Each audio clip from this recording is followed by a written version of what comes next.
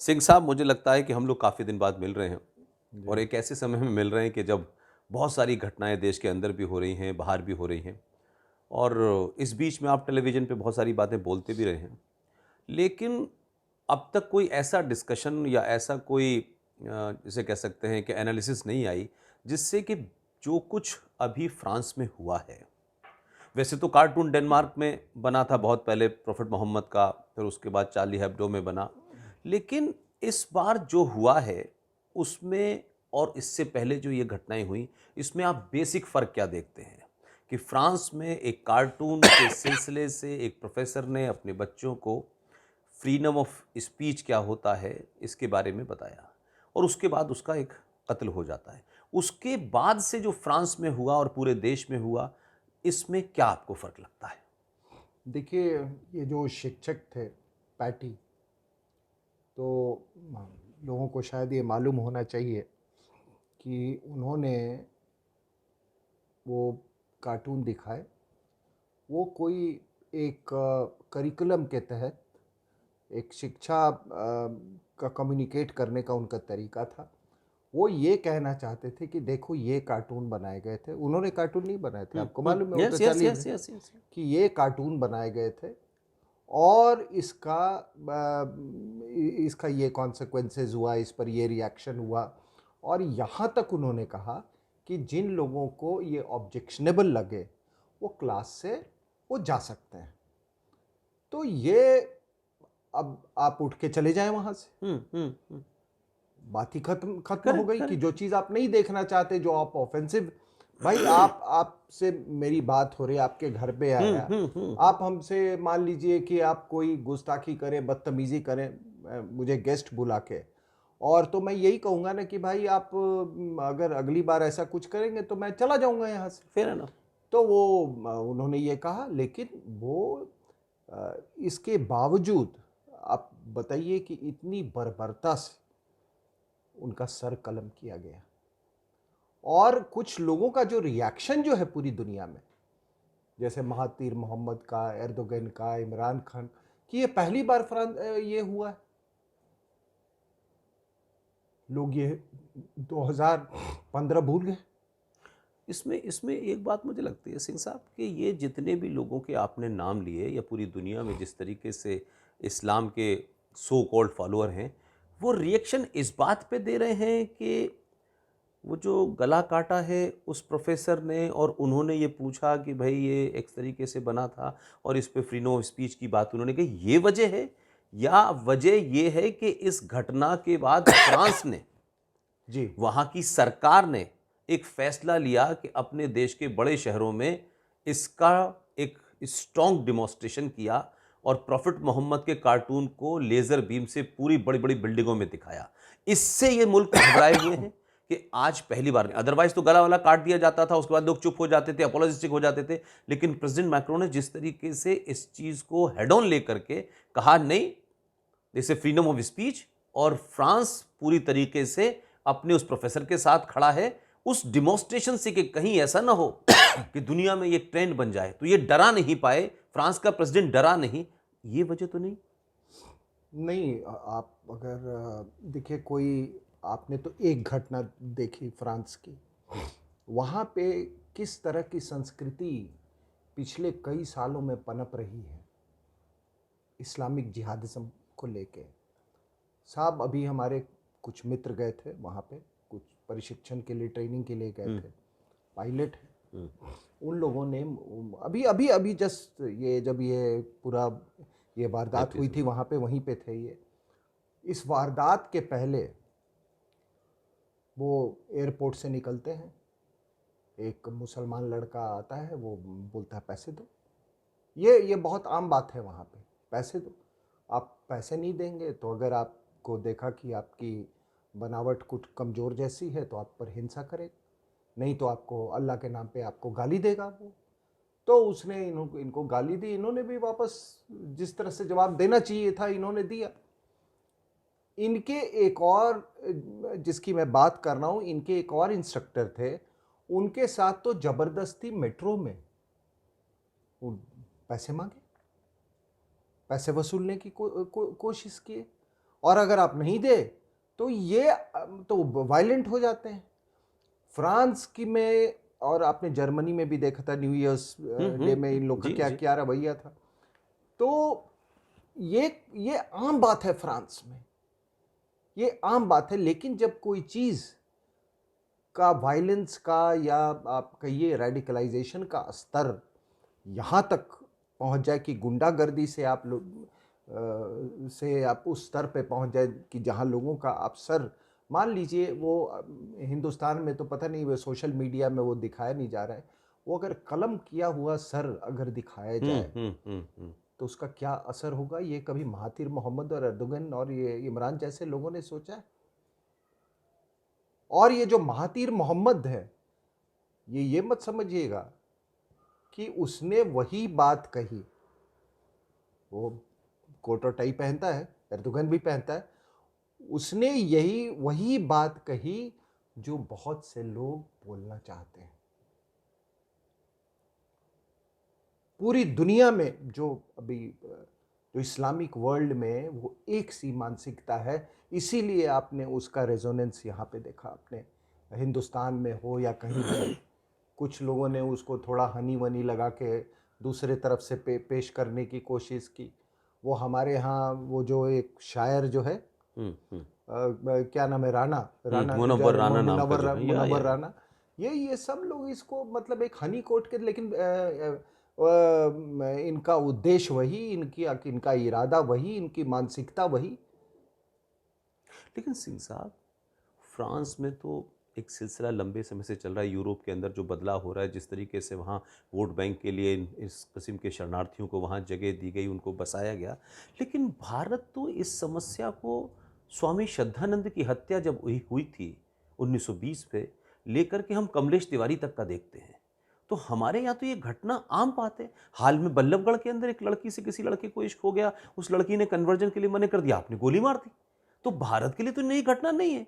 लेकिन पूरी दुनिया में जिस तरीके से मैक्रोन ने इसके ऊपर एक स्ट्रॉन्ग डिसीजन लिया, मस्जिदें बंद कर दी, कुछ मोहल्लाओं को क्या कहते हैं डिपोर्ट करने की बात हो रही है, वीज़ा न देने की बात हो रही है, भारत की सरकार ने जब फ्रांस के साथ खड़े होने की बात की, तो भारत में जो गुस्सा है, तो हमारे लिए तो कोई नई बात नहीं है। यहाँ का मुसलमान तो ये काम पिछले 100 साल से कर ही रहा है, तो हमारे लिए क्या नई बात है। आपने कमलेश तिवारी का गला रेता, जो कि इस्लाम के अंदर कहा गया है कि आपको काफिर का गला रेत के मारना है, तो वो तो डराना चाहते थे। तो हमारे यहाँ तो एक सिलसिला नहीं है, हजारों किस्से ऐसे हैं, लगातार ये हो रहा है। चाहे आप अंकित सक्सेना को देखें, चाहे राहुल राजपूत को देखें, तो ये कोई कोई नई बात नहीं है। तो क्या भारत के प्रधानमंत्री का मैक्रोन को सपोर्ट करना, भारत के मुसलमानों को, भारत की सरकार में पहली बार, फर्स्ट टाइम भारत की राजनीति में एक राजनेता ने, प्रधानमंत्री ने मैक्रों के उस पूरे जेस्चर को, उस पूरे एक्शन को जस्टिफाई ठहराया है, जिसमें उन्होंने प्रॉफिट मोहम्मद के कार्टून पूरे देश की दीवारों पर लगाए। क्या ये एक डर पैदा करता है? ये बदली हुई राजनीति है, ये बदला हुआ नैरेटिव है भारत का? आपने दो चार चीज़ें एक साथ आपने पूछा है, आपके साथ चर्चा हो रही है। आपने जो अंकित सक्सेना का आपने नाम लिया, तो वो देखिए, चाहे वो यूरोप हो, चाहे अफ्रीका हो, चाहे वो अरब हो, चाहे वो चेचनिया हो, चाहे जहाँ भी मुसलमान है, पैटर्न एक जैसी है। पैन इसका मतलब पैटर्न एक जैसी है, मानसिकता एक जैसी है, जिहाद का स्वरूप एक जैसा है। और ये हर जगह क्या है कि ये जहाँ भी मुसलमान भाई लोग हैं, उनको कहीं अपने पूर्वज, अपने मिट्टी, अपने वतन, अपनी भाषा, जिस देश में वो रह रहे हैं, वहाँ की संस्कृति से उनको कहीं दुश्मनी है। और ये कोई नई नई बात नहीं है, ये पूरा इस्लाम का इतिहास ही यही कहता है। अब आपने अंकित सक्सेना का मैं जिक्र किया, तो देखिए अंकित सक्सेना को कहते हैं कि 200 बार उनको चाकू मारा गया था। कुछ रिपोर्टें ऐसी भी हैं कि उनको मारने के बाद उनको चाकू मारा गया है। अगर आप कमलेश तिवारी का आप ले लें, तो कमलेश तिवारी को गोली भी मारी और फिर कई बार उनको चाकू से भी मारा। तो ये, और वहाँ पर भी आपने देखा कि फ्रांस में जिस बर्बरता के साथ इन्होंने ये किया, तो ये कहीं पर इनके जहन में दहशतगर्दी भरी हुई है। और इसका कारण है कि आप तमाम दुनिया के मजहब ले लें, आप तमाम, मैं उसमें सनातन धर्म को नहीं शामिल करूँ, तमाम मजहब आप ले लें दुनिया में, सबसे कम उम्र में रेडिकलाइजेशन इस्लाम में होता है। और उसके लिए आपको बहुत दूर जाने की ज़रूरत नहीं। आप यहाँ दिल्ली में, आपसे मेरी बात हो रही है, दिल्ली में आप जाके देख लीजिए, 3 साल का लड़का, 3 साल में पता नहीं, हमारे बच्चे तो गोद में, उसके उसके उसके सर से टोपी नहीं निकलेगी, उतरेगी। उसको उसको वो पूरा, उसको इस बात का एहसास है कि उसका वो ये वतन नहीं है, वो किसी और ही दुनिया का रहने वाला है, वो किसी और दुनिया से उसकी ताल्लुक है। सिंह साहब, एक एक एक छोटी सी बात मैं कहूँ, आपने जब वर्ड रेडिकलाइज इस्तेमाल किया, क्या आपको नहीं लगता है कि ये कहना कि इस्लाम में रेडिकलाइजेशन बढ़ गया है, मैं और आप, हम लोग पिछले कई सालों से लगातार इन विषयों पे बोलते रहे हैं, क्या आपको लगता है कि वो तो उसकी पैदाइश उस किताब के अंदर रेडिकलाइजेशन ही है, कोई अलग से रेडिकलाइजेशन नहीं हुआ है? कोई ये कहे कि साहब ये कट्टरवादी मुसलमान है और ये liberal, there is no liberal मुसलमान सर, तो the problem is not with the Muslim, problem is with the Quran. बिल्कुल बिल्कुल सर, मैंने जब कहा कि एक स्वरूप है, चाहे यूरोप हो, अफ्रीका हो, अरब हो, अपना अपना सब कॉन्टिनेंट हो, साउथ ईस्ट एशिया हो, स्वरूप एक जैसा है, वो एक ही जैसा होगा। वो इसलिए होगा क्योंकि किताब एक। और मैं एक बात बता दूं, आप कृपया ये ना कहें कि आप कुरान में ये नहीं लिखा है, वो नहीं लिखा है। ये जितने रेडिकलाइज लोग हैं, इनको कुरान पढ़ाया गया है। They are true follower of Quran. They are true followers of That's Quran. right. There's nothing like that. इसीलिए तो जब आप अंकित सक्सेना का आप बात करें, फिर आप चार्ली हेब्डो का ले लीजिए, या फ्रांस में जो हुआ, तो आप देखेंगे कि ये केवल एक हमले से ये कभी संतुष्टि नहीं होती है इनको। ये हमला करेंगे, पहले तो बहुत ब्रूटली करेंगे, इतनी ब्रूटली करेंगे, किसी को गोली मार दिया आपने, आप कहेंगे ठीक है, एक हिंसा हो गई, अखबार में निकल गया, टेलीविजन में हो गया, हाँ यहाँ पे हिंसा हो गई, गोली चल गई, मर गया। उससे वो क्या कहते हैं, वो जो दरिंदगी, जिस लेवल का ये दरिंदगी चाहते हैं, वो उससे नहीं हासिल होता है। तो आप देखोगे कि इसीलिए किसी को ये 200 बार चाकू मारेंगे, किसी को गोली मारने के बाद चाकू मारेंगे, किसी स्क्वाड्रन लीडर आहूजा का पूरा वो दांत तोड़ देंगे, किसी हेमराज का सर काट देंगे, क्योंकि इनको एक एक एक एक चीज आप जान लीजिए कि इनको ये लगता है कि यही खौफ, क्रिएट टेरर, उसी को टेरर कहते हैं, उसी को टेरर कहते हैं। क्या एक बात बताइए कि फ्रांस में जो हुआ, क्या उसका रिपल्स आपको पूरी दुनिया में नहीं दिख रहा है? और दहशतगर्दी किसे कहते हैं? मान लीजिए वो शिक्षक को केवल गोली मार देता, तो शायद वो रिएक्शन नहीं होता, इतना रिएक्शन नहीं होता। लेकिन क्या इस तरह से किसी देश के शिक्षक को उसका इस तरह से उसका सर कलम किया जाए, और वहां का प्रेसिडेंट को दुखी होने का भी उसका हक नहीं है? एब्सोल्युटली। और उससे भी इनको नहीं हुआ, तो नाइस के एक चर्च में इन्होंने फिर हमला किया, जिसको मैं कहा कि एक हमले से इनका कभी दिल नहीं भरता। आप 2015 में भी ले जाएं अपना याददाश्त को, जब चार्ली हेब्डो के ऑफिस में घुस के उन्होंने दर्जनों लोगों को मारा था, और उसके बाद भी नाइस में हमला हुआ था। और याद कर लीजिए, उसी जुलाई 2016 में एक, वही फ्रांस की बात कर रहा हूँ, एक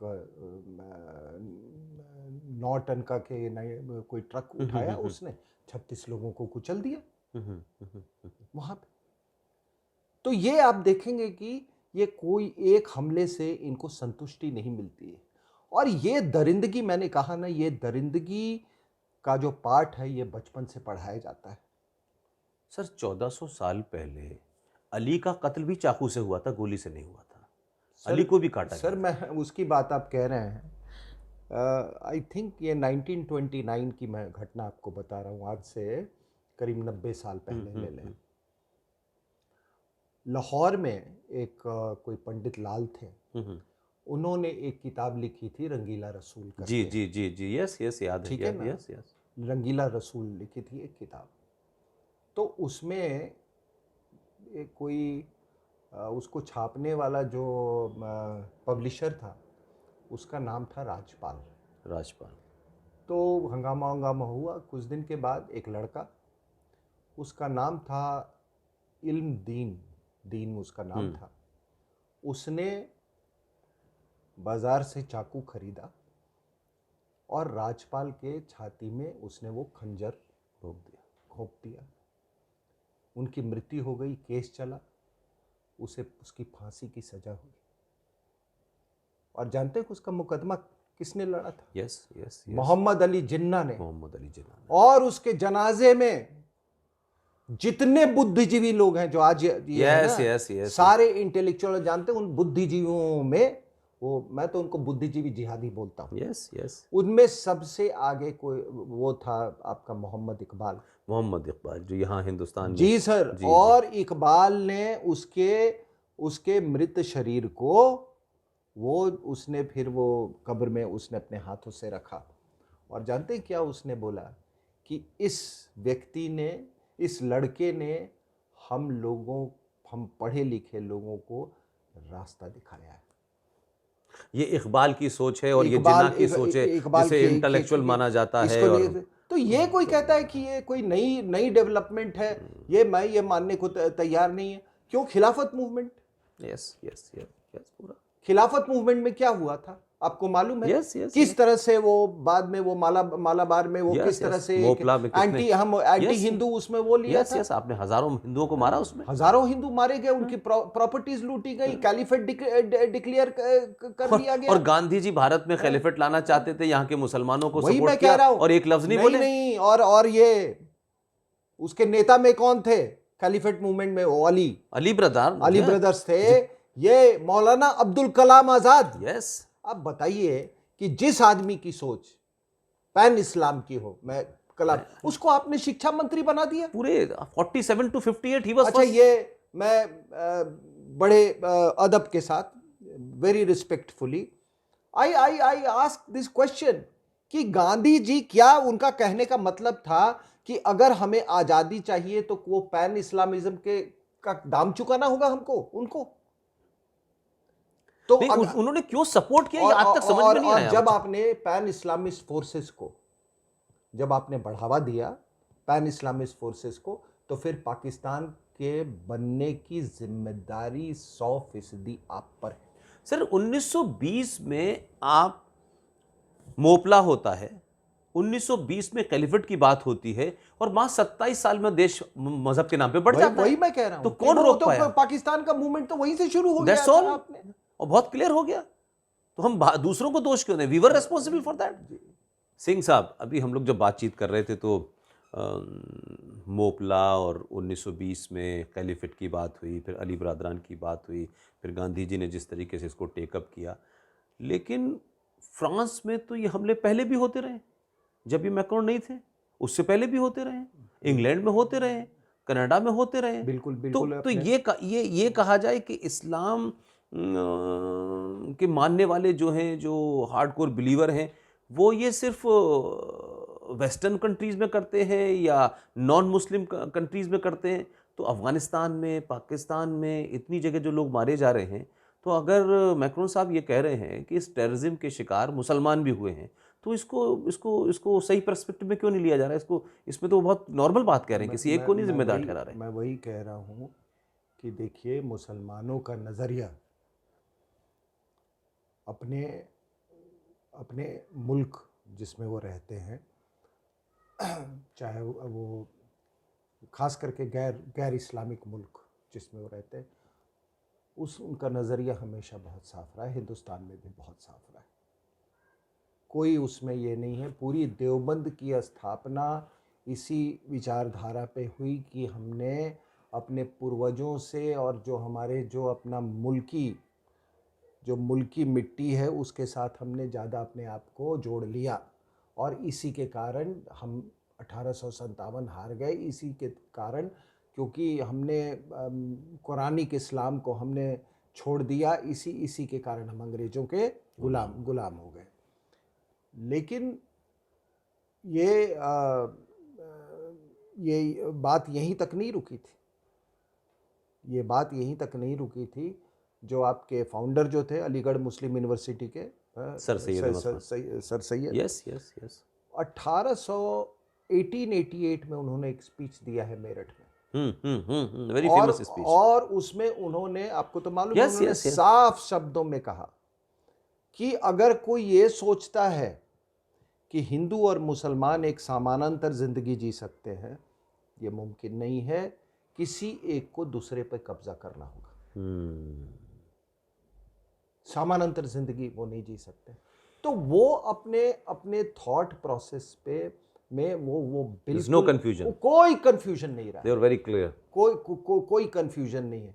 आपको एक और बता दूं मैं कि एक फजली हुसैन करके होते थे, यूनियनिस्ट पार्टी में थे, और मैं ये दुर्गादास की जो किताब है, जी जी जी India from Curzon to Nehru and after, तो वो काफ़ी मिलते रहते थे फजली हुसैन से।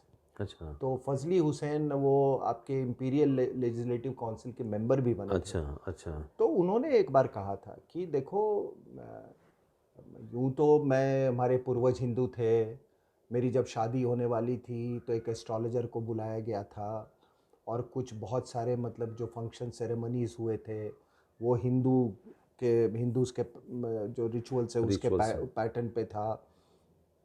क्योंकि आप संस्कृति तो इतनी आसानी से नहीं छूटती। लेकिन फिर उन्होंने कहा, लेकिन इन सब के बावजूद अगर मुझसे पूछोगे कि मैं मुसलमान पहले हूँ या हिंदुस्तानी पहले, तो शायद मैं कहूँगा कि मैं पहले मुसलमान हूँ। ये 1888 की मैं आप बात कर रहा हूँ। अब आप बात आई मैक्रोन पे, तो मैक्रोन पे ये जो लोग पीछे पड़े हुए हैं, यही टाई वाले ये 90 साल का बुढ़ा जी जी जी महातीर मोहम्मद। और एक और बात में, एक फिनोमिनन हमने देखा है कि जैसे जैसे आदमी बुजुर्ग होता है, मुसलमान बुजुर्ग होता है, वो और रेडिकलाइज्ड होता जाता है।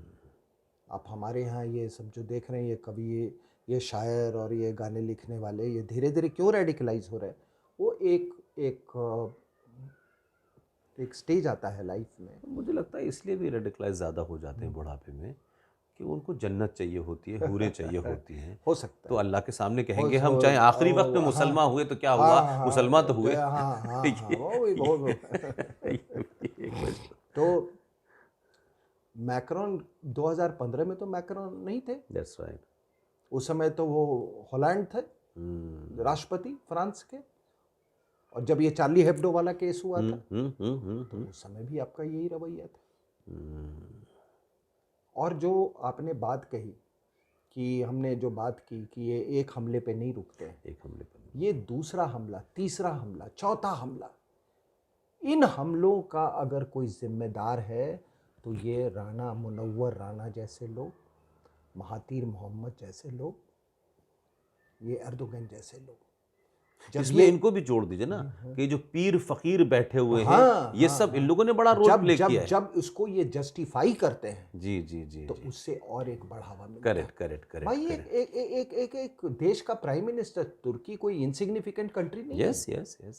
मलेशिया कोई इनसिग्निफिकेंट कंट्री नहीं है। अभी वहाँ जिस तरीके से चर्च को कन्वर्ट करके मस्जिद बनाया जा रहा है, ये वही तो मानसिकता है कि भारत में आकर के औरंगजेब ने और बाबर ने मंदिरों को कन्वर्ट करके मस्जिद बनाई। तो आज तो खुल्लम खुल्ला हो रहा है, सबके सामने हो रहा है। तो मैक्रोन साहब ने जो बोला, उन्होंने क्या गलत बोला? उन्होंने कहा कि 80% जो लोग जिहादियों, पिछले 40 साल में जो जिहादियों के शिकार हुए हैं वो मुसलमान हैं। उस पर हंगामा हो गया कि इस्लाम के खिलाफ बोल रहे हैं। और देखिए, उसके 2-4 दिन बाद अफगानिस्तान के एक यूनिवर्सिटी में हमला हुआ। हमला करने वाला कौन? मुसलमान। हम्म, अफगानिस्तान, अफगानी। मरने वाला कौन? कोई 1 दर्जन से ज़्यादा छात्र मरे, और भी कैजुअलिटीज़ हो सकती थी, लेकिन मरने वाला भी अफगानी, मुसलमान। तो आप बताइए कि ये जो इस्लामोफोबिया है, ये सबसे ज़्यादा इस्लामिक वर्ल्ड में है या नॉन गैर इस्लामिक, इस्लामिक मुल्कों में? That's right. अब आप थोड़ा इतिहास में आप चले जाएं। और बाय द वे एक और चीज़ मैं आपको बता दूं कि फ्रांस और हिंदुस्तान में कुछ चीज़ों को लेके बड़ी समानता है। ये जो मुस्लिम फैक्टर को लेके, उनमें उनके यहाँ भी कोई जो परसेंटेज है, प्रपोर्शन है, वही वो 18 से 20% है। आपके यहाँ भी वही प्रपोर्शन है। वहाँ पे भी इंटीग्रेशन बहुत कोशिश की है इन लोगों ने, इंटीग्रेट करने के लिए। वो असफल रहे हैं। और इंडिया में भी हमको, अगर कोई कहता है कि हम एक कोहेरेंस की तरफ हम जा रहे हैं, वो कभी नहीं हुआ। हम और डाइवर्जेंट ये पॉलिटिकल लोगों की ज़रूरत हो सकती है कहना कि हम कोहेरेंस की तरफ जा रहे हैं, लेकिन रियलिटी जब 1946 के इलेक्शंस में आपको मालूम है, जी, 86% वोटेड फॉर पाकिस्तान, ओपन, जो यहाँ रह गए, गए नहीं। That's what I am saying sir. अब वो 86% क्या उनका रातों रात उनका ईमान बदल गया, उनका वतन के लिए मोहब्बत बदल गया? उस पे तो 3 जनवरी 1948 की कलकत्ता में सरदार पटेल की स्पीच, यही जो लाइन आप कह रहे हैं, क्या एक रात में दिल बदल गया क्या? वो खुद ही बात कह रहे हैं, वो तो तभी की बात। वो सरदार पटेल नहीं है, मुझे याद है, एब्सोल्युटली। हैदराबाद में भी उन्होंने ये बात। हैदराबाद में उन्होंने। तो ये देखिए, जो इस्लामोफोबिया की जो मैं बात कर रहा हूँ, अब ये लोग पढ़ते नहीं हैं। 1501 की मैं बात कर रहा हूँ। ईरान के में एक राजा हुए सफाविद, जो अंपायर की जिसने स्थापना की, शाह इस्माइल। अब आप सोचिए कि 7वीं शताब्दी से लेके और 15वीं शताब्दी तक वो सुन्नी कंट्री था, और एक बहुत इंपॉर्टेंट सुन्नी कंट्री था Iran.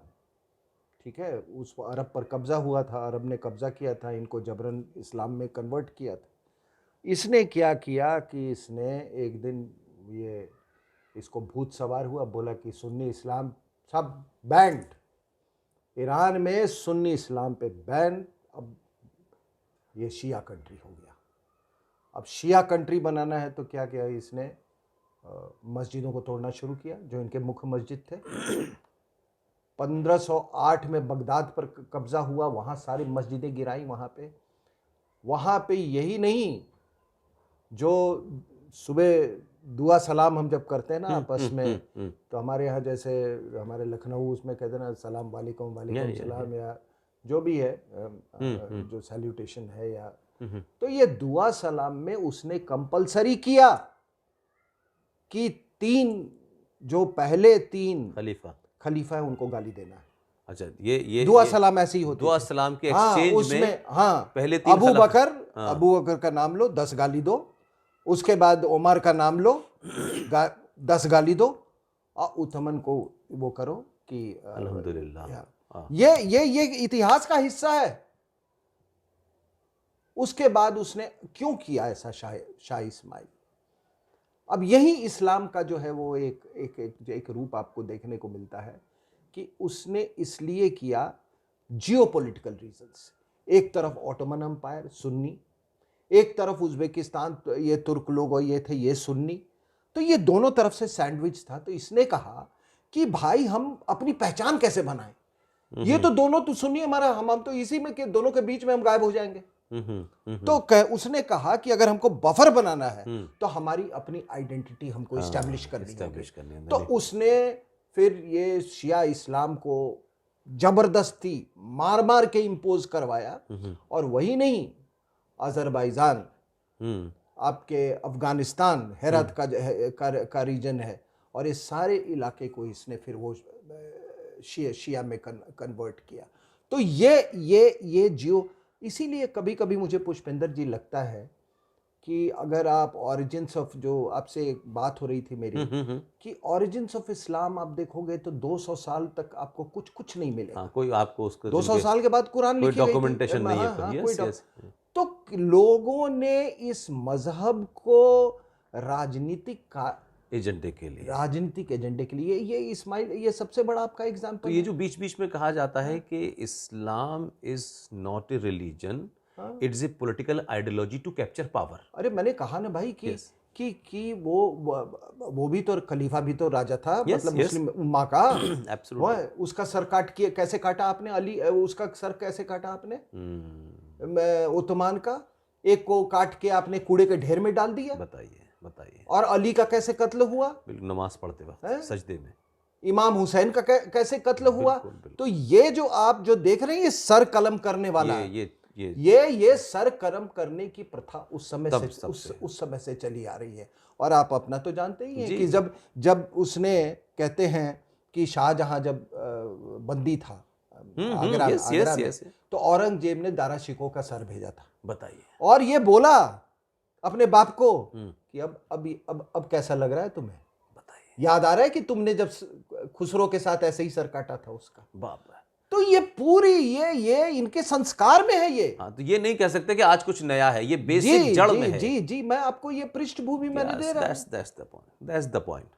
So we should not be confused. हमको ये नहीं कि साहब देखिए नहीं यहाँ इस्लाम ऐसा है, वहाँ ऐसा है, कुछ लोग भटक गए हैं, कुछ लोग बिगड़ गए, ये नहीं है। मैं एक मिनट इस क्वेश्चन, एक सवाल का और मैं ये लेता हूँ कि ये देखिए, इसमें सबसे बड़ी चीज़ क्या है कि बहुत सारे लोग, फ्रांस, यूके, बहुत से देश, जब इसका उदय हो रहा था ना हिटलर का, तो ये सब नहीं ये आखिर इतना बुरा आदमी नहीं है, हम लोग समझने में गलती पा रहे हैं। जब धीरे धीरे सब पर उसने कब्जा किया तो इनको बात समझ में आ गई।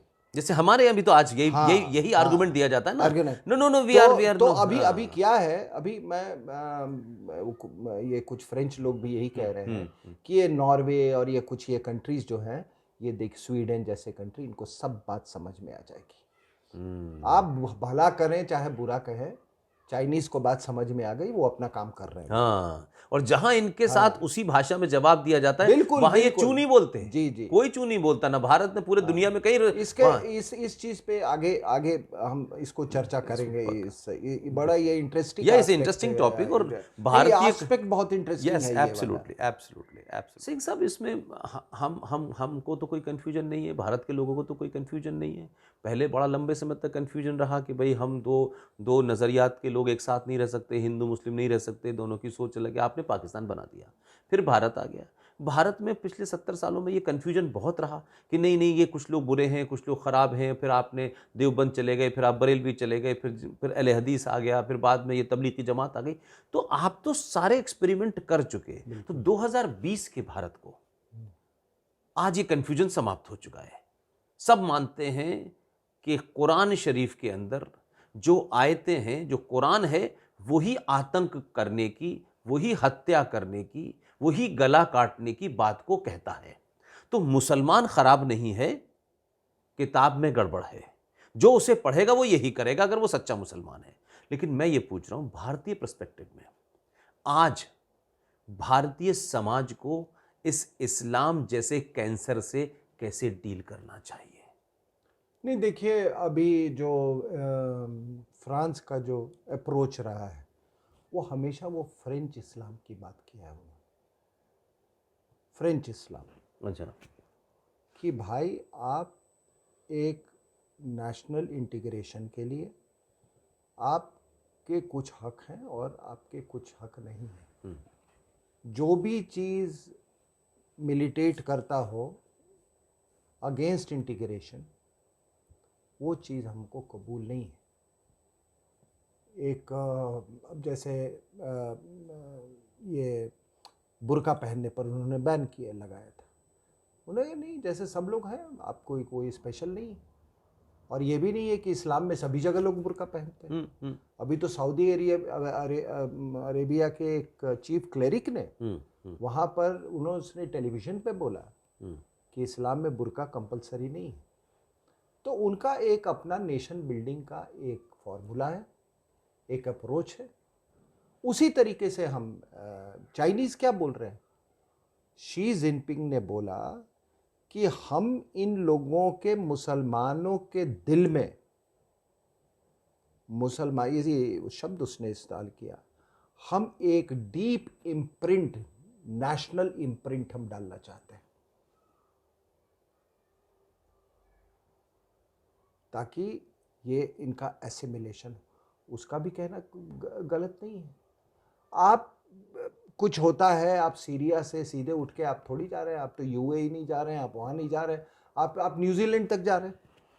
लेकिन सिंह साहब, इसमें एक छोटी सी बात जोड़ना चाहता हूँ कि बुर्का, हिजाब, ठीक है, ये हिस्सा नहीं है, ये कोई कुरान के, इस्लाम के 5 जो फंडामेंटल है उसमें नहीं है। लेकिन बात यह है कि बुर्का न पहनने से किताब में जो लिखा है, क्या मुसलमान उसको छोड़ देंगे? तो बेसिक तो मामला यह है कि जो कुरान है, अगर आप उसे मानते हैं तो you will not be loyal to the country. Sir वही मैं कह रहा हूँ कि अब इसका अंजाम क्या, दैट्स माय पॉइंट। अंजाम ये होगा कि जैसे मैंने फ्रांस में आपने या फिर उसके ऑस्ट्रिया में, बहुत मैं भूल गया बताना, ऑस्ट्रिया वियना में हुआ, अफगानिस्तान, ये इस दौरान अफगानिस्तान में हुआ, इसके पहले आपने जस्ट मैप में आप देखिए पूरा, it straddles the entire globe, ठीक है। उसके बाद न्यूजीलैंड, फिर श्रीलंका, ये मैं आपको एक पूरा, आप उस ये इसका फुटप्रिंट्स देखो आप। तो कहने का क्या मतलब है कि देखिए, क्रिश्चियनिटी इवॉल्व किया, प्रोटेस्टेंट्स आए, डिबेट हुआ, लोगों ने कहा कि नहीं ये चीज़ हमको मंजूर नहीं है, हमको पोप नहीं मंजूर है ये, तो उसमें कुछ इवॉल्व किया क्रिश्चियनिटी। लेकिन इस्लाम को कोई ये लोग इवॉल्व नहीं करने दे रहे। और कुछ लोगों का कहना है कि आप हर कोई बोलेगा भाई कि इसका समाधान क्या है, तो कुछ लोगों का कहना है कि भाई जो किताब है उसी में कुछ ऐसे तत्व हैं कि काफिर है, अगर काफिर नहीं है उसका करना है तो उसका कत्ल जायज़ है। सूरा नंबर 9 की आयत नंबर 5 में साफ लिखा हुआ है, साफ लिखा हुआ है, ये उसमें लिखा हुआ है। तो जब तक अब है क्या, मैं जब आपको फ्रांस से लेके, ऑस्ट्रिया से लेके, न्यूजीलैंड, श्रीलंका, फिर अभी इन्होंने OIC का एक ऑल्टरनेटिव बुलाने की कोशिश किया था कुआलालंपुर में। अब वहाँ ये देखो इनकी, मैं आपको क्या कहूँ कि लुक एट देयर डुप्लिसिटी, या इनका जो ये क्या बोलते हैं, हिपोक्रेसी, कि पूरी जो जॉइंट वो निकली वहाँ से, वो जॉइंट कम्युनिक जो निकला उसमें उन्होंने सब कुछ का, हमारे CAA के खिलाफ भी बोला, हर चीज़ के खिलाफ। लेकिन जब चाइना का संदर्भ आया तो हल्के फुल्के में थोड़ा सा मेंशन करके वो रह गए। अब है क्या सर कि जब मैं वो पूरे वो फुटप्रिंट्स की बात कर रहा हूँ, तो पूरी दुनिया में एक जैसी समस्या है, चाहे श्रीलंका हो, चाहे न्यूजीलैंड हो, चाहे फ्रांस हो, तो हर जगह क्या है कि हर जगह इनकी संस्कृतियाँ जो हैं, रिस्पेक्टिव संस्कृतियाँ, उससे इनका जंग चल रहा है। चाइना में चल रहा है जंग, हिंदुस्तान में चल रहा है जंग। अगर वो जंग आपको ना दिखे तो मैं नहीं उसका कर सकता। वो शाहीन बाग में वो जंग बिल्कुल ये थी, सोशल पॉलिटिकल हर लेवल पे चल रहा है, हर लेवल पे चल रहा है, ठीक है ना। वो जंग वहाँ पे ये चल, तो हर जगह ये इनका जंग चल रहा है। अब ये सॉरी टू से, लेकिन जो स्थिति अभी पैदा हो गई है, it is Islam versus the rest, Chinese civilization. और जब आप पूरी दुनिया से आप एक तरह से आप दुश्मनी ले लेते हो, तो फिर आपका खात्मा बिल्कुल, आप उसका आप अंदाज़ा लगा सकते हैं कि कितना दूर या कितना पास। ये पूरी दुनिया में हर सिविलाइजेशन से, यूरोपियन सिविलाइजेशन से आपका मुठभेड़ है, चल रहा है, जंग चल रही है, आपका इंडियन सिविलाइजेशन से चल रहा है, आपका चाइनीज सिविलाइजेशन से चल रहा है, उससे छोड़िए रशिया, चेचन्स के साथ चल रहा है आपका। तो पूरी दुनिया के साथ आप कॉन्फ्लिक्ट में। तो ये कॉन्फ्लिक्ट, और आपको मैं बता दूं, ये देखिए कुछ इतिहास लोगों को जानना चाहिए कि 800 साल तक स्पेन भी एक इस्लामिक देश था। उसी को ग्लोरीफाई करते हैं, 711 से लेके और ऑलमोस्ट वो उसी को बहुत ज्यादा ग्लोरीफाई करते हाँ हैं। नहीं, और उसके बाद वो क्रिश्चियनिटी में वो ये हुआ। तो ये फ्रांस और ये जो हो रहा है, इसको थोड़ा हिस्टोरिकल पर्सपेक्टिव, जब ये फ्रांस कैप्चर करने गए स्पेशली वियना से, तो वहां से इस्लाम रोल बैक करना शुरू कर दिया। और 1798 में जब नेपोलियन ने कब्जा किया इजिप्ट में, तो 120 साल के अंदर में पूरे इस्लाम पर, जितने भी ये इस्लामिक वर्ल्ड है, उस पर यूरोप का कब्जा हो चुका था। इंडिया में भी हो गया, इंडोनेशिया में हो गया, डच लोग आ गए, तो पूरे ये हुआ। उसके बाद इनको आज़ादी मिली 50-60s में, वो फर्स्ट वर्ल्ड वॉर के बाद और सेकेंड वर्ल्ड वॉर के बाद। लेकिन वो आज़ादी भी मतलब उस तो अधीन एक तरह से यूरोप के ही थे, क्योंकि मटेरियल एडवांसमेंट और टेक्नोलॉजिकल एडवांसमेंट बहुत ज़्यादा हो चुका था। अब उसमें क्या है कि इनमें इतना गुस्सा है, इस बात का दर्द है कि अरे हमने तो मजहब बदल दिया यार। मजहब तो हमने इसलिए बदला था कि जो हम रूलिंग क्लास हैं हम उसके मेंबर बन जाएंगे। यहाँ तो हम तो कुछ भी नहीं है। हम फ्रांस में क्या है, हम मोरक्कन हैं, हम ट्यूनिशियन हैं, कि हम फ्रेंच हैं, कि हम मुसलमान हैं, क्या है। इंडिया में भी वही वो है। अब उसमें वो क्या कहते हैं कि नहीं, बच्चे को ही शुरू से बताओ कि इस्लाम के नाम पर तुमको जीना है, इस्लाम के नाम पर, तो उसकी एक ही आइडेंटिटी है, इस्लाम है। तो ये बिल्कुल संस्कृतियों की ये लड़ाई है। Is a clash of civilization. Yes, it is a clash of civilization. आज ठीक है, हम लोग भी टेलीविजन वगैरह पे हम चाइना को ये करते हैं, लेकिन चाइना में क्लैश पॉलिटिकल कंपल्शंस के तहत शिया से सुन्नी से शिया उसमें किया था। आज जिंगजियांग भी it borders 8 countries, it has got oil reserves. Correct. उसके लिए बहुत जियोपॉलिटिकली उसके लिए बहुत इंपॉर्टेंट है। तो ये क्लैश तो सभी जगह चलता रहेगा। ये तो हर सिविलाइजेशन से इनका जंग चल रहा है। और इसका तो क्या हम जब क्लैश ऑफ सिविलाइजेशन कहते हैं तो कौन सी सिविलाइजेशन है ये तो पता चले। दुनिया की तो सिविलाइजेशन पता चल गई, इनकी क्या गिरोह, नहीं, लुटेरे, murder. No, you may call it Quranic civilization. Quranic civilization. Quranic तो वो इस सिविलाइजेशन ने दुनिया को क्या दिया है? सुई, धागा, बटन। इनकी सिविलाइजेशन ने दिया क्या है दुनिया को? आप एक बात, मैं कंपैरिजन नहीं कर रहा हूं ऐसे, लेकिन जो भी थोड़ा सा सेक्ट डाइवर्ट किया है, जो has moved away from pure Quranic concept, वो आप देखो कितना मतलब रिलेटिव टर्म्स में वो कितना प्रोग्रेस किया है। फॉर एग्जांपल अहमदिया, वो भी तो इंसान है, लेकिन आप देखो ब्रिलियंट साइंटिस्ट, ब्रिलियंट ये जो भी सर जफरुल्लाह खान, अबू सलाम, ये कई लोगों में ये करे। वही एक और मैं आपको उदाहरण देता हूँ कि व्हाट रिलीजन कैन डू।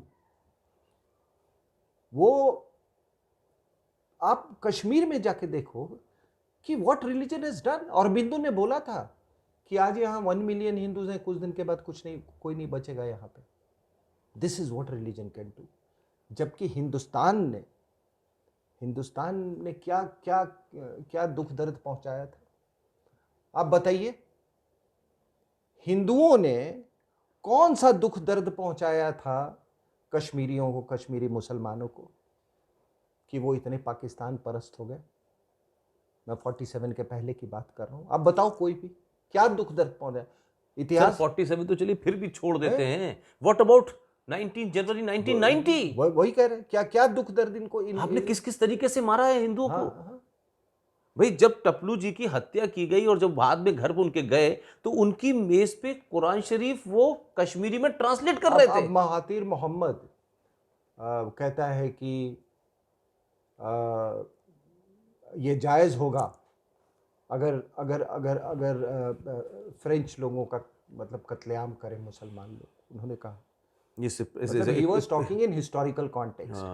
तो ऐसे तो अगर उस लॉजिक से चलने लगे तब तो बड़ा मुश्किल होगा। फिर तो हिंदुस्तान में जब मतलब जहां भी ये गए जेनोसाइड किए। तो आज भी तो पूरे देश में यही सर, होना और चाहिए। और देखो, आप कहते हैं कि बड़े 5 बार नमाज पढ़ते हैं और वो नमाज पढ़ते पढ़ते उनका यहाँ काला हो गया और बाबर ऐसे किया। बाबरनामा थोड़ा पढ़ लीजिए आप,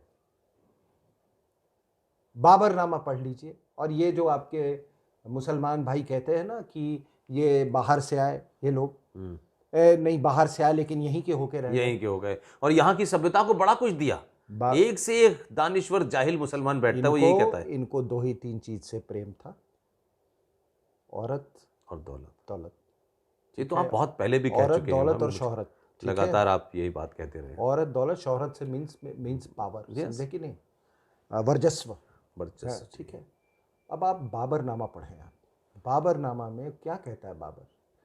कहता है मैं यहाँ आया, यहाँ के लोग बड़े वो हैं, इनमें कोई वो एटिकेट नहीं है, मैनर्स नहीं है, यहाँ के लोग में कोई ऐसी मतलब कोई ख़ास बात नहीं है, इनकी कला भी कोई कुछ ज़्यादा वो नहीं है। और ये कला आज मूर्तियाँ इस्लामिक वर्ल्ड से नहीं चुराई जा रही। हमारे ब्रॉन्ज स्टैचूज, एक आपको मालूम है कि जो विदेशी महिला हैं यहाँ पे, उनकी बहन इस बिजनेस में यस, चेन्नई से सारा स्मगलिंग करके गया है यहाँ से इटली सामान। स्मगलिंग। बिल्कुल, बिल्कुल। तो आप सोचिए कि वो कितना जाहिल आदमी था।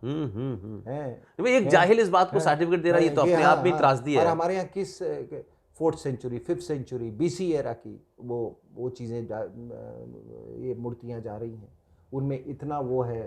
नहीं, अगर ये आर्गुमेंट मान लें तो पूरे मुझे सऊदी अरब में कोई ताजमहल, कोई कुतुब मीनार, कोई क्यों नजर आते? नहीं, वही आपने एक बड़ी अच्छी बात कही थी मुझे कि ये जो कह रहे हैं कि फ्रेंच प्रोडक्ट्स का बाइकॉट करो, बताइए। हाँ, तो आपने कहा ना कि वो तो ऊंट और वो बकरी बनाते नहीं है। वो तो क्या बाइकॉट करेंगे भाई? बाइकॉट करोगे। और पंजर जोड़ने का सामान फ्रेंच ने बनाया नहीं अभी तक। तो जो फ्रेंच सॉरी मैं कह रहा था कि तो बाबर ने ये कहा, ये सब चीज़ करने के बाद, लेकिन क्या आखिरी में क्या लिखता है वो कि लेकिन इस देश में सोना बहुत है। सोना बहुत है। अब ये मानसिकता है, नहीं, बताइए। ये मानसिकता है, ये इनका स्पिरिचुअलिज्म है। तो ये सारा कुछ ये आप अगर कहते हैं कि बदलाव, तो जब तक उस किताब में बदलाव नहीं होगी, और इसको इस्लामिक सिविलाइजेशन नहीं कहें, ये जो आज ये दुनिया में ये इस जिस सिविलाइजेशन की हम बात करें वो कुरानिक सिविलाइजेशन है। जहाँ भी कुरानिक सिविलाइजेशन पे थोड़ा भी इंग्रेडिएंट है लोकल, उसके लोकल फ्लेवर है। हाँ, जैसे पर्शिया थोड़ा बहुत बच गया क्योंकि उसमें Persian civilization was far greater than the Quranic civilization. वो थोड़ा उन्नत देश है। भारत में भी कुछ साल तक कुछ ऐसे ये थे कि ये लोग उन्नत थे, खास करके अकबर टाइम का, क्योंकि जो लोकल इंग्रेडिएंट्स का जो इनपुट था वो काफ़ी था, वो उतना काफ़ी था उनको, मतलब टू कीप देम अफ्लोट। ठीक है, तो ये जो कुरानिक सिविलाइजेशन है, इसमें तबाही जो है वो इनहेरेंट, ये इनहेरेंट। और उसके अलावा इनके यहाँ जानते हैं जो करिकुलम है, इनकी जो पूरी शिक्षा पद्धति जो थी, उस शिक्षा पद्धति में ये थी कि revealed sciences and traditional sciences. अच्छा। अब मैं पाकिस्तान का एक वो फिजिसिस्ट है जीजी बॉय, उसका मैं एक आर्टिकल पढ़ रहा था, तो उसमें वही कहा कि आपने जैसे बताया ना कि पढ़ाई कैसे होता है, कि आपने जो ट्रेडिशनल साइंसेज है, आपने बच्चों को आप पढ़ा रहे कि देखो दुनिया गोल है, लेकिन वहीं पर फुटनोट पे, लेकिन ये हमारी किताब कहती है कि दुनिया चपटी है। फुटनोट नीचे में फुटनोट दिया, फुटनोट में वो दुनिया गोल है, ये तो साइंटिफिकली प्रूव है, लेकिन फुटनोट किस बुनियाद पे दिया? कि नहीं, मतलब ये लेकिन हमारा ये कहते और हम वही मानेंगे। तो हाँ, वही। अरे जो चीज़ साइंटिफिकली करेक्ट नहीं है उस पर आप कितना कोई उस पर कितनी बड़े उसको तो बुनियाद नहीं रख सकते। तो ये यहाँ तक जिहालत है, यहाँ पे ये जिहालत है। इसको so let's call it Quranic civilization. एक तो ये बात आपकी मुझे सही लगी। पता नहीं नहीं, नहीं ये नहीं भी नहीं नहीं, आपके इट्स साथ वेरी बात गुड बात नैरेटिव। बात करते करते नहीं नहीं, मतलब कुरानिक मैंने सिविलाइजेशन मैं समझता हूँ अप्रोप्रिएट है, appropriate, ज़्यादा टू द पॉइंट है, दिस नो कन्फ्यूजन। लेकिन मैं समझता हूँ कि अपनी बातचीत को हम ख़त्म करें। आपने अभी जब ये कहा कि चाइना जो है वो नेशनलिज्म का इम्प्रिंट बहुत गहरा इनके अंदर छोड़ना चाहता है, तो आपको लगता है कि जो रियल डॉक्ट्रिन है इस कुरानिक सिविलाइजेशन को इंसानी और ह्यूमन सिविलाइजेशन बनाने में, उसका रेमेडी, उसका इंजेक्शन, उसका मेथड चाइना का ही डॉक्ट्रिन काम करेगा? बाकी कोई डॉक्ट्रिन काम नहीं कर रहा, ना फ्रांस का कर रहा, ना हिंदुस्तान का कर रहा, ना इंग्लैंड का कर रहा, ना अमेरिका का कर रहा। हमने भी 47 में एक मुल्क दे दिया। आज भी हिंदुस्तान आज़ादी के बाद से 72 साल से constantly psychological, political, social, religious इस डॉक्ट्रिन से हर दिन भारत घायल हो रहा है। हर दिन भारत के अंदर जो अहिंसक समाज है सनातनी, उसको हिंसक बनाने पे ये लोग मजबूर कर रहे हैं। तो क्या इनको चाइना मॉडल से ही ठीक किया जा सकता है? कोई दूसरा मॉडल इनकी समझ में नहीं आएगा? What नहीं, is your देखिए take on दो that? तीन चीज़ें हैं इसमें कि ये जितने फ्रांस का प्रॉब्लम क्या रहा, और ये थोड़ी गौर करने वाली बात है कि अर्ली 19th सेंचुरी में इन्होंने कॉलोनीज बनाए, मोरक्को, ट्यूनीशिया, ये वो, फिर इंडस्ट्रियल रेवोल्यूशन हुआ, तो भारी मात्रा में इनको जब पोस्ट वॉर रिकंस्ट्रक्शन का ज़रूरत पड़ा, तो पोस्ट वॉर रिकंस्ट्रक्शन में इनको लेबर का जब ज़रूरत पड़ा तो बहुत सारा लेबर ये ले आए वहाँ से, मोरक्को और उससे। तो पहले तो ये लेबर के रूप में आया और धीरे धीरे धीरे मतलब वो एक दौर आया कि ये लोग रेडिकलाइज होना होना शुरू हो गए। तो इनमें क्या है कि एक तो ये वहाँ पे रह गए, कुछ मतलब सिटीज़न बन गए वहाँ पे, और दूसरी चीज़ क्या है कि ये वहाँ पे एसिमिलेट नहीं हो पाए। जो मैं फ्रांस और and this applies to other All European almost. Other European countries also, कि ये वहाँ पे फिर जब वो वाला फेज़ ख़त्म हो गया तो ये वहाँ से बिल्कुल अपने आप को अलग थलग होने लगे वहाँ पे। तो उसके बाद से आप देखिए कि धीरे धीरे धीरे रेडिकलाइजेशन शुरू हुआ। तो जब उसके बाद ये सब कॉन्सेप्ट आ गया, डेमोक्रेसी का कॉन्सेप्ट, तो डेमोक्रेसी का कॉन्सेप्ट आया तो आपने कहा कि नहीं नहीं नहीं, इनके साथ इनको छोड़ दो, इनको क्या है, वे अपनी ज़िंदगी वो व्यतीत कर रहे हैं, इस तरह के फिलोसफी जैसे हमारे यहाँ है। सेक्युलरिज्म का मतलब है ठीक है। करते do you know the highest number of mosques in the world is in India? Yes yes, ठीक है ना? you're right. तो हमने कहा कि ठीक है यार, क्या है, क्या कहीं हो पड़ता है? लुटियंस दिल्ली में भी मॉस्क बनाए, कौन सी बड़ी बात है यार। आपने फिर वो कर दिया उधर, बजरंगबली का भी तो है एक। आप कुछ ऐसे ऐसे इस तरीके के आर्गुमेंट, इस तरह के यस यस, आपने आर्गुमेंट दे दी। तो ये एक तो ये जो यूरोपियन कंट्रीज है ना, इनको कहीं गिल्ट कॉम्प्लेक्स, कॉलोनाइजेशन का गिल्ट कॉम्प्लेक्स था, और दूसरा ये डेमोक्रेसी।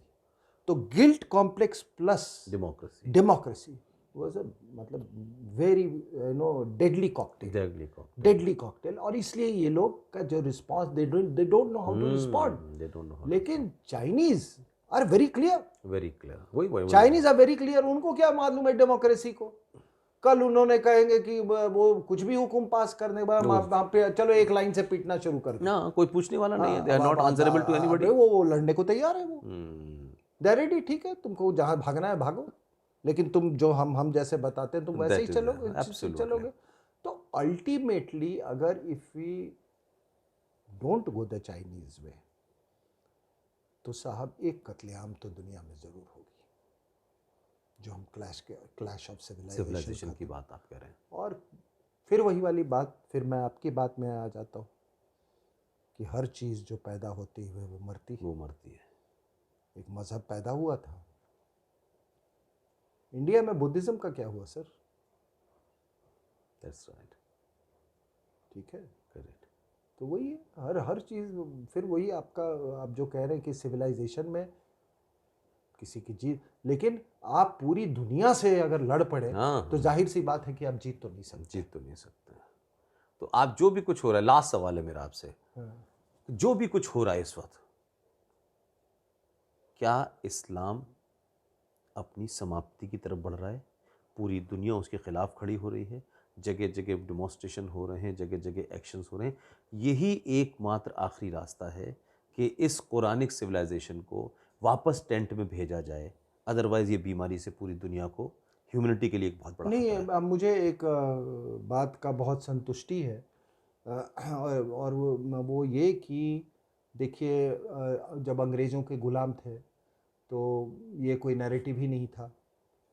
अब कितने लोग, अब जब हमने बात की खिलाफत मूवमेंट की, कितने लोगों को कितने मालूम है लोग, कि ये क्या था क्या खिलाफत था, आप मूवमेंट। एग्री, ठीक एग्री, है, तो वो उसके पहले तो ये इन्हीं का राज था, मुसलमानों का। तो उस समय तो आपने अगर अपनी जुबान खोल दी तो आपका उसी वो पैटी की तरह आपका भी सर कलम हो सकता श्रद्धानंद स्वामी, है। श्रद्धानंद के साथ यही सदानंद किया, स्वामी का ये है। यही किया, यही हाँ, किया। तो ये था। ये पहली बार मैं देख रहा हूँ कि पिछले 10 साल में लोग, जो नॉन मुस्लिम्स हैं, वो इनके स्क्रिप्चर्स को पढ़ रहे हैं, इस्लामिक हिस्ट्री को पढ़ रहे हैं। वरना आप किसी से पहले कि अच्छा तुम पहले 4 कैलिफ्स का नाम बता दो, उनको यही नहीं मालूम था। लोग पूछते थे कि शिया सुन्नी में क्या फ़र्क होता है, पता ही वो भी नहीं नहीं था, जानता है। absolutely। अहमदिया कौन होता है, वो भी नहीं जानते थे।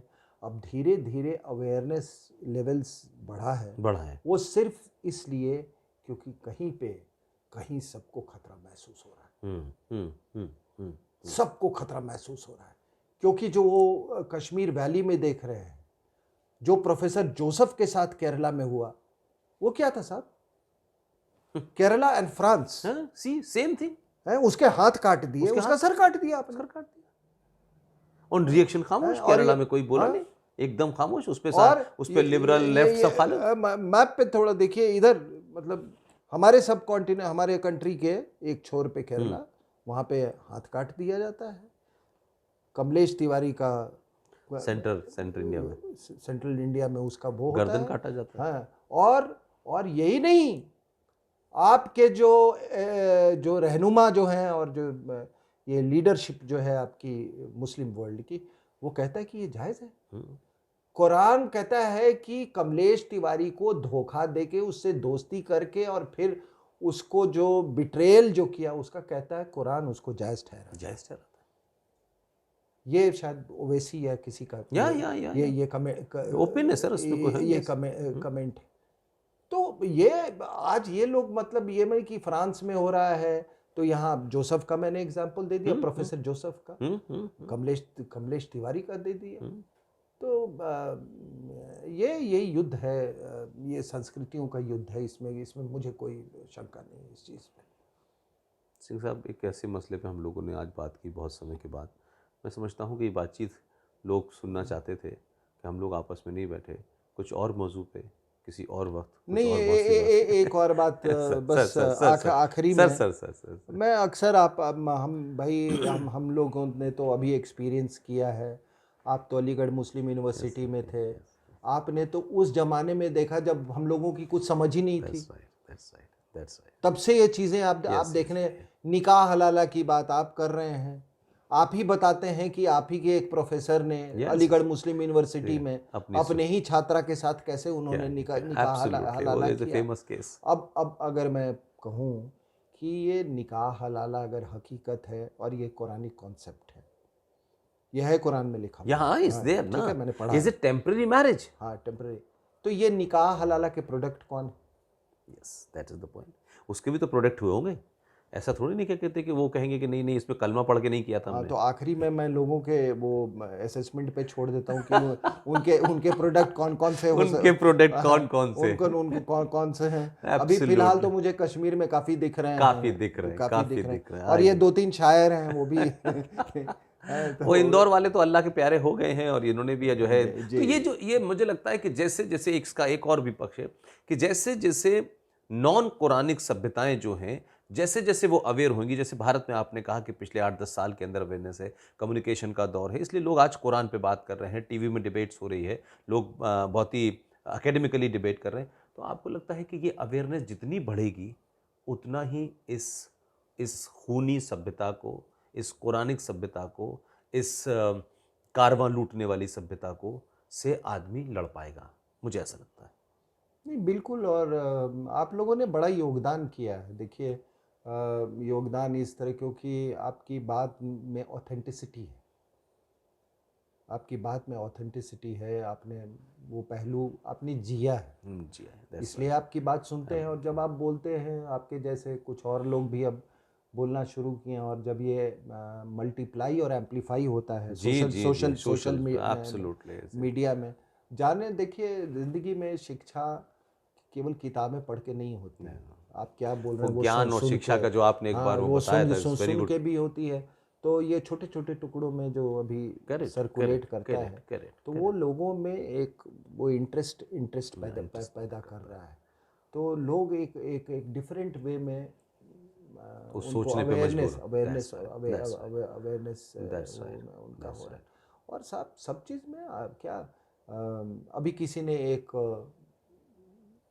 एक बात कही कि किसने, फॉरगेटिंग, कि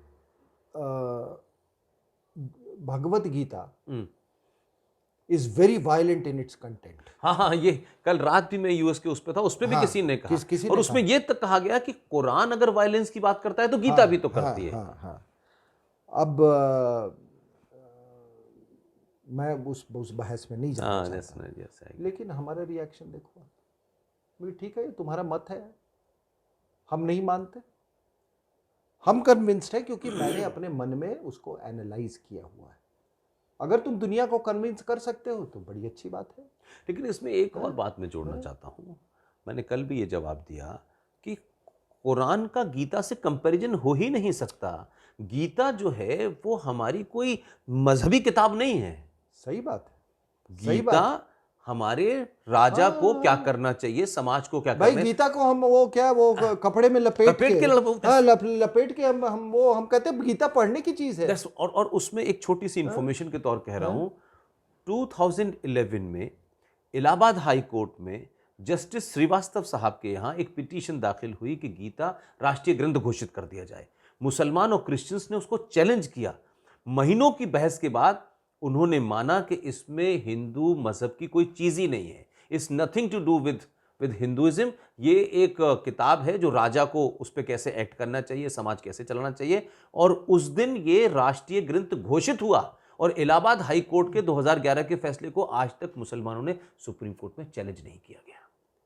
तो हमारे यहाँ गीता राष्ट्रीय ग्रंथ घोषित हो चुकी है। भाई मेरे से अगर सिंपल वो अब मैं आप पूछोगे कि गीता की फिलॉसफी क्या है, दो ही चीज है, धर्म और कर्म, दैट्स ऑल। पूरे गीता में भगवान श्री कृष्ण यही कहते हैं कि तुम अपने कर्मों का तुमको फल मिलेगा। यहाँ तक उन्होंने कहा कि ब्रह्म हत्या बहुत मतलब वर्जित है हमारे यहाँ। उन्होंने बोला कि ये द्रोणाचार्य के मारने का पाप मैं अपने ऊपर लेता हूँ। और कुछ लोग ये भी कहते हैं कि इस कर्म के चक्र से भगवान भी वर्जित नहीं, बिकॉज एवरीथिंग इज सिक्लिकल। फिर वो धर्म क्या है?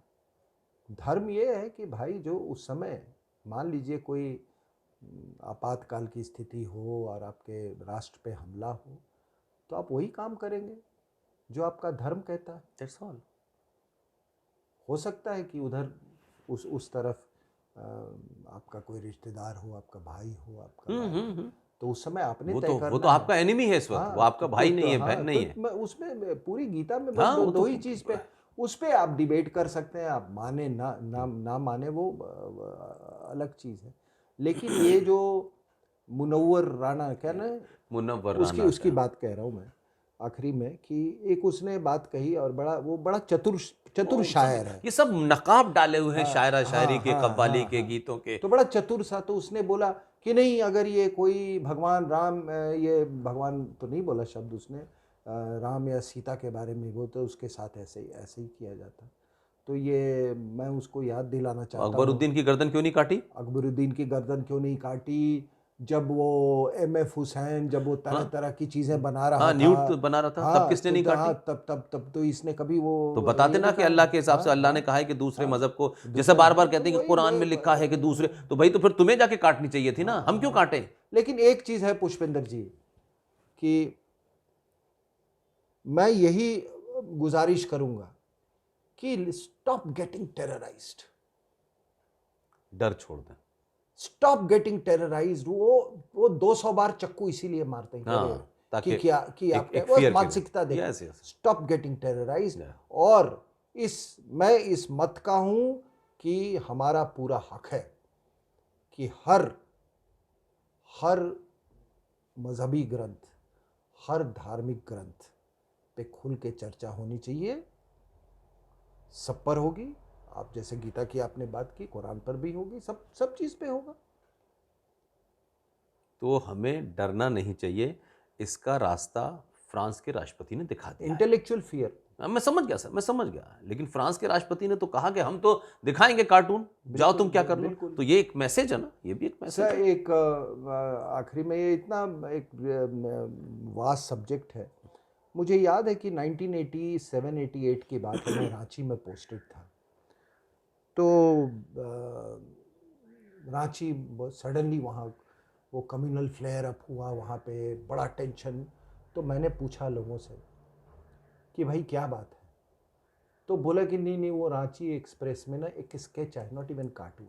Okay okay. तो क्या है, तो उसमें एक बड़ा अच्छा प्रॉफेट मोहम्मद के तारीफ में एक आर्टिकल थी। ओहो। कि उनका कितना बड़ा दिल था, वो कैसे वो जो जी। कहानी जो है, हाँ, औरत ऊपर से कूड़ा फेंक दिया, ये फेंक दिया। वही वाली कहानी उसमें थी। बड़े अच्छे उसमें मतलब उनको दिखाया, पॉजिटिव उसमें। और उसमें एक होता है कि उसमें एक स्केच बना दिया। हाँ, वो आर्टिकल को कि वो मोहम्मद साहब जो है वो नमाज पढ़ रहे हैं और उसके ठीक होने की दुआ मांग रहे हैं। अब आप बताइए कि ऐसे में इतना बड़ा टेंशन हो गया। वो डिस्ट्रिक्ट मैजिस्ट्रेट को मैं जानता था। तो मेरे मतलब मैं उस समय जस्ट सियाचिन से हम लोग आए थे वहाँ पे रांची में, मेरी समझ भी नहीं आई कि ये मतलब बात क्या है ये, कि आप तारीफ भी नहीं कर सकते किसी की। और अगर किसी स्केच से भी इतनी नफरत है तो फिर हैप्पी बर्थडे किसका मनाते हो भाई? नहीं, पर वो जो घोड़ा है सफेद रंग का जिसके 2 पंख हैं, उस पे कौन बैठ के उड़ रहा है?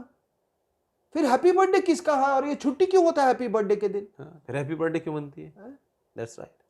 अगर गीता के उससे चलो तो आत्मा न मरती है न अमर है आत्मा है, तो तुम आत्मा का बर्थडे तो नहीं मना रहे हो ना? बिल्कुल बिल्कुल बिल्कुल। It's a contradiction, it's a political ideology. Birthday तो उसी का मनता है ना जो पैदा हुआ है, जो पैदा हुआ और जो फिर जिसका इंतकाल भी होता है। है। आप उसका इंतकाल होता है तो आप उसका दिन याद करते हो। ये कहाँ का ये? So there is a whole lot of contradictions, और डरा के कितना डराओगे यार। But I am so happy हम लोगों की बातचीत में आज जो आपने एक वर्ड दिया है कि इट्स ए कुरानिक सिविलाइजेशन। बिल्कुल, ये है असली, क्योंकि कुरान को बचा के रखो और तमाम सारी बातें कहते रहो, और जब ज़रूरत पड़े तो कुरान को निकालो, तो कुरान की गंदगी पता ना चले, कुरान में जो कुछ जहर भरा हुआ है वो बाहर ना आए। इसलिए कुरान के बारे में बात मत करो और डराओ। बिल्कुल। मुझे लगता है मज़ा आया आज, बहुत दिन बाद आपसे बातचीत करके। Sir, thank you. It's a pleasure talking to you sir. Thank you sir.